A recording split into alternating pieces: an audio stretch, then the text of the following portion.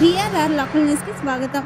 క్రీడాకారులకు ప్రోత్సాహం ఇద్దాం. వేగూరులో 100 ఇళ్ల స్థలాలు ఇచ్చిన ఘనత పోలారెడ్డి శ్రీనివాసరెడ్డి గారిది. ఆగిపోయిన అభివృద్ధి కొనసాగిస్తా పోలారెడ్డి దినేష్ రెడ్డి. నెల్లూరు జిల్లా కోవూరు నియోజకవర్గం ప్రతి అడుగు ప్రజల కోసం కార్యక్రమంలో కోవూరు మండలం వేగూరు గ్రామంలో రెండో రోజు పర్యటించిన కోవూరు నియోజకవర్గ ఇన్ఛార్జి పోలారెడ్డి దినేష్ రెడ్డి పాల్గొన్నారు. గ్రామస్తులు, నాయకులు ఘన స్వాగతం పలికారు. మీడియా సమావేశంలో పోలారెడ్డి దినేష్ రెడ్డి మాట్లాడుతూ క్రీడలు యువతకు దిశానిర్దేశం చేస్తాయని, ప్రతి క్రీడాకారులను ప్రోత్సహించడం మన బాధ్యత అని తెలిపారు. వేగూరు గ్రామానికి చెందిన కుస్తీ పోటీదారుడు మోచర్ల నరేంద్ర జాతీయ, అంతర్జాతీయ స్థాయిలో ఆడుతూ మన నియోజకవర్గానికి, దేశానికి మంచి పేరు తెస్తున్నాడు. అలానే వెడవలూరు మండలం డంపూరు గ్రామానికి చెందిన నాసిన ప్రణయ్ జాతీయ స్థాయిలో మంచి ప్రతిభ కనపరుస్తూ ముందుకు పోతున్న ఈ ఇరువురిని సత్కరించి ఆర్థిక సహకారం అందించారు. క్రీడలు, క్రీడాకారుల అభివృద్ధి కోసం తన వంతు సాయంగా ఎప్పుడు ముందుంటానని తెలిపారు.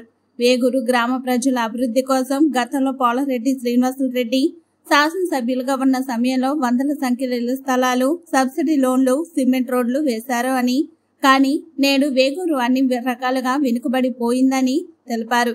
మళ్లీ రాబోయేది తెలుగుదేశం ప్రభుత్వం అని, వేగూరు గ్రామ అభివృద్ధి తన బాధ్యతగా తీసుకుంటా అని తెలిపారు. ఈ కార్యక్రమంలో కోవూరు మండల అధ్యక్షుడు ఇంత మల్లారెడ్డి, ప్రజాప్రతినిధి చెముకుల కృష్ణ చైతన్య, సర్పంచ్ కార్రేటి అమరావతి, కార్రేటి శ్రీనివాసులు, గ్రామ టీడీపీ నాయకులు సుబ్బానాయుడు, దాసరి మురళి, టీడీపీ నాయకులు, కార్యకర్తలు పాల్గొన్నారు. బీసీ కాలనీలో 7 ఎకరాల 14 సెంట్లు పోలంరెడ్డి శ్రీనివాసరెడ్డి కాలనీని పెట్టి 7 ఎకరాల 14 సెంట్లు ప్లాట్లు ఇచ్చాం. దాంట్లో 486 ప్లాట్లు ఉంటే 180 ఇళ్లు కట్టుకున్నారు. మరో ప్లాట్ వేకెన్సీ 5 ఏళ్లలో ఒక ఇల్లు కూడా ఇచ్చిన పాపాల పాల. ఈ 5 సంవత్సరాల్లో మా గ్రామానికి సచివాలయం కడితే, స్కూల్, ఎలిమెంటరీ స్కూల్ కాంపౌండ్ పరిధిలో కట్టారు. కోర్టు ఆర్డర్ ఇచ్చింది, అది ఉపయోగించుకోలేకుండా పోయాం. రైతు భరోసా కేంద్రం కట్టారు, అది కూడా కోర్టు పరిధిలోకి వచ్చింది, అది ఉపయోగం లేకుండా పోయింది.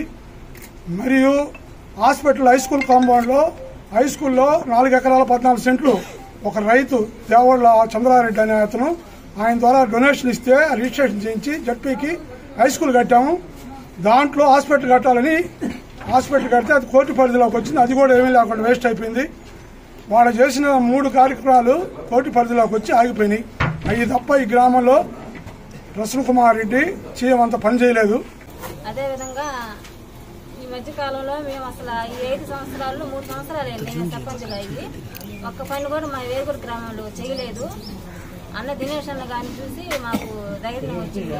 ఆ నమ్మకంతో నేను చేయాల్సిన పనులన్నీ చేస్తానని నేను గ్రామస్తులకు ఈ సభాముఖంగా తెలియజేస్తున్నాను. తెలుగుదేశం పార్టీ గెలవబోతుంది, మిమ్మల్ని శాసనసభకు పంపిస్తాము.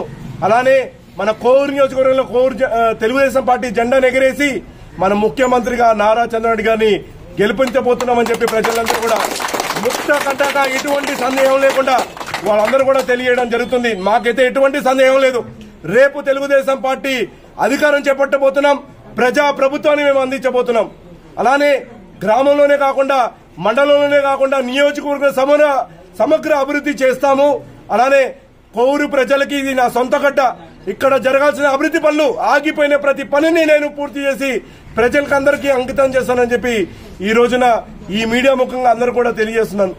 ఈ రోజున ఇంకా ఎన్నో సంక్షేమ పథకాలు ఇక్కడ పెండింగ్ లో ఉన్నాయి. చాలా మంది ఇంట్లో చాలా సంక్షేమ పథకాలు పెండింగ్ లో ఉన్నాయి. పెండింగ్ లో ఉన్న పనులన్నీ కూడా మేము పూర్తి చేస్తాం. అలానే ఇక్కడ గ్రామ ప్రజలందరూ కూడా సర్పంచ్ గారిని ఎదుర్కొన్నారు. వాళ్ళ నిధులు కూడా ఇవాళ వైఎస్ఆర్సీపీ పార్టీ అన్ని కూడా వాళ్ళకు వచ్చిన నిధులు జగన్మోహన్ రెడ్డి గారు వచ్చిన పని కాస్త మొత్తం లాగేస్తున్నారు. ఇవాళ వాళ్ళు పని చేయలేని పరిస్థితుల్లో వాళ్ళు నెట్టేశారు.